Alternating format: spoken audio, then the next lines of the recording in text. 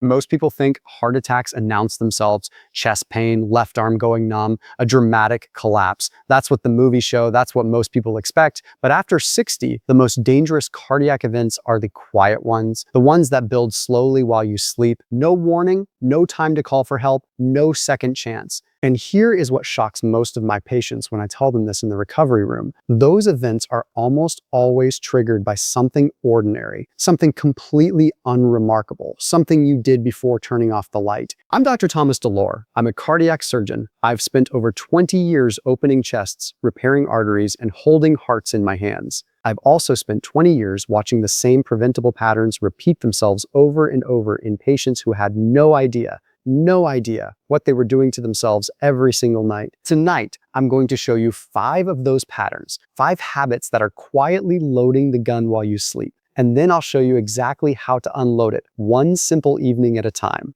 Stay with me. What you learn in the next few minutes may be the most important thing you hear this year. Here's something most people don't know. Your cardiovascular system doesn't take a break when you fall asleep. It shifts gears. In a healthy body, nighttime is when your blood pressure naturally dips, usually 10 to 20% lower than during the day. Your heart rate slows, your arteries relax. It's a biological reset, a form of maintenance the body has been running for your entire life. But after 60, that system becomes less reliable. The blood vessels stiffen, the pressure regulation gets less precise, certain hormonal signals that used to protect the heart at night start to weaken, and the margin for error gets much smaller. Think of it this way. During the day, your cardiovascular system has backup mechanisms. It can compensate, it can adapt. At night, many of those mechanisms are offline. The body is running on a skeleton crew. That's what makes the night different after 60. That's why the hours between midnight and 6 o'clock in the morning carry the highest risk of heart attack and stroke for people over 60. Not the afternoon, not the morning rush, the quiet hours, the hours when no one is watching, but your habits are. Now, here's the part that changes everything. What happens during those dangerous hours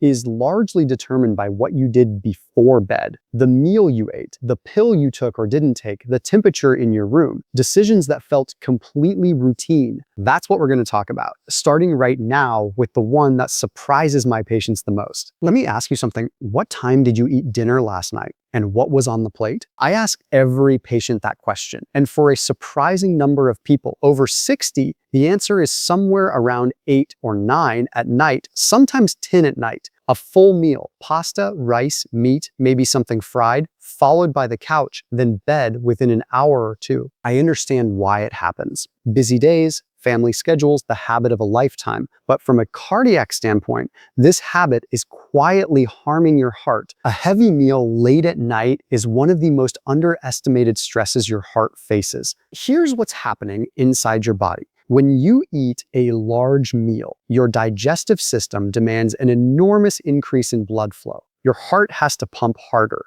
Blood pressure rises, triglycerides, the fats in your blood spike sharply within 2 to 4 hours after eating. Now layer that on top of going to sleep. Your body expects the evening to be a wind down, not an all-hands cardiovascular emergency. Instead, your heart is working overtime to digest a full dinner while simultaneously trying to shift into its nighttime recovery mode. Those two demands are in direct conflict. And in a person over 60 with any degree of arterial stiffness, that conflict has real consequences. Studies have consistently shown that eating within 2 to 3 hours of sleep is associated with elevated nighttime blood pressure, higher rates of acid reflux that can mimic and trigger cardiac symptoms, and increased risk of cardiovascular events during sleep. The fix is not complicated. Finish your main meal by 6 o'clock or 7 o'clock in the evening. Keep late meals light, protein and vegetables, not heavy fats. Does your dinner schedule look anything like what I just described? You'd be surprised how many people answer yes and never connected it to their heart. Now, this one I need you to take very seriously, because this is where the most preventable damage happens. In my clinical experience, if you are over 60 and you take medication for high blood pressure, statistically, more than 60% of people in that age group do. The timing of that medication matters enormously, more than most doctors take time to explain. For most people, blood pressure follows a predictable curve through the day. It rises in the morning, peaks in the afternoon, dips at night,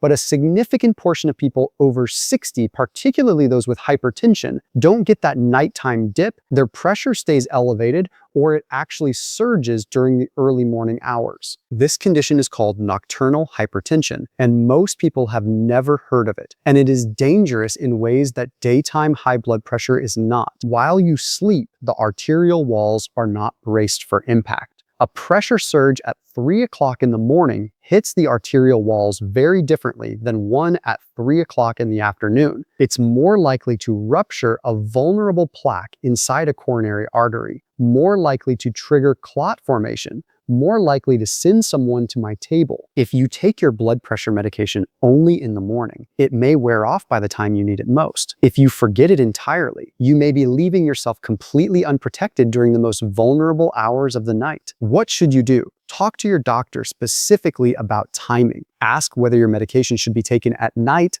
rather than in the morning. The conversation takes 2 minutes. It could save your life. There is strong evidence, including the HWGA chronotherapy trial, that evening dosing of blood pressure medication significantly reduces cardiovascular risk during sleep. That is not a minor adjustment. That is a potentially life-saving conversation to have. Don't assume the timing doesn't matter. In cardiology, timing can be the entire difference.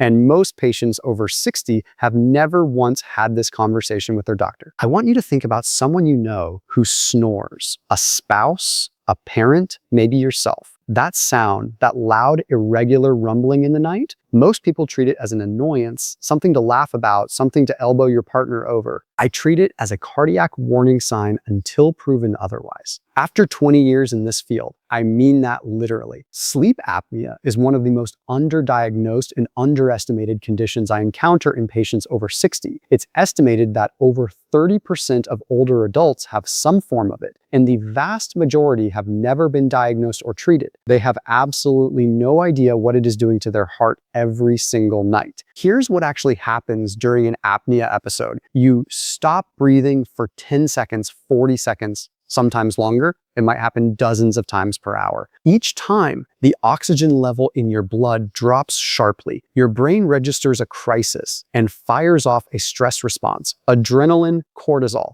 a sudden spike in heart rate and blood pressure. Your heart jolts awake, essentially, while the rest of you is still asleep, night after night, year after year. Now imagine that happening 30, 40, 50 times in a single night. What that does to the cardiovascular system is not subtle. Sleep apnea is directly associated with a 3 times higher risk of heart attack. That number alone should stop you cold. It is strongly linked to irregular heart rhythms, including atrial fibrillation, which itself dramatically raises stroke risk. It accelerates the thickening and stiffening of arterial walls. And because the person is asleep for all of it, they often have no idea until something serious happens. The warning signs are not always obvious. Yes, loud snoring is one, but there are others. Watch for waking up with headaches, feeling exhausted even after a full night of sleep, needing to urinate frequently during the night, waking up with a dry mouth, or a feeling of choking. If any of those sound familiar, talk to your doctor about a sleep study. Here's what I tell my patients directly.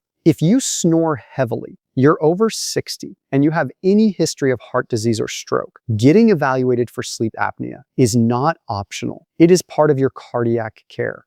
Full stop. The treatment, most commonly a CPAP device, is not glamorous, I know that, but the data on what it does for heart health is remarkable. Patients who comply with CPAP therapy show measurable reductions in blood pressure, lower rates of atrial fibrillation, and significantly reduced cardiac risk. One device, one habit, enormous protection. Does anyone in your household snore? Have you ever been told you stop breathing in your sleep? Think carefully before you move on from this one. This next habit is driven by something completely logical, and that's exactly what makes it so easy to overlook. Many people over 60 deliberately limit how much they drink in the evening. The reason makes perfect sense. They want to avoid waking up at 2 o'clock in the morning to use the bathroom. Disrupted sleep is uncomfortable. Getting up at night increases fall risk, so they cut fluids after dinner, sometimes after 4 o'clock in the afternoon. I understand the reasoning completely, slightly, but from a cardiovascular standpoint, going to bed even mildly dehydrated is a meaningful risk factor and one that almost nobody talks about. When you are dehydrated, your blood becomes more viscous, thicker. It doesn't flow as freely through your vessels. For a young cardiovascular system,